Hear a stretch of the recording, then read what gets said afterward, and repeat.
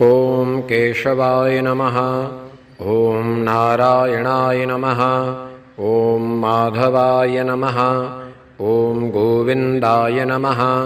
ॐ विष्णवे नमः। ॐ मधुसूदनाय नमः। ॐ त्रिविक्रमाय नमः। ॐ वामनाय नमः। ॐ श्रीधराय नमः। ॐ ऋषिकेशाय नमः। ॐ पद्मनाभाय नमः। ॐ दामोदराय नमः। ॐ सङ्कर्षणाय नमः। ॐ वासुदेवाय नमः। ॐ प्रद्युम्नाय नमः। ॐ अनिरुद्धाय नमः।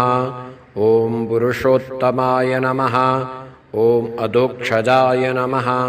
ॐ नारसिंहाय नमः। ॐ अच्युताय नमः। ॐ जनार्दनाय नमः।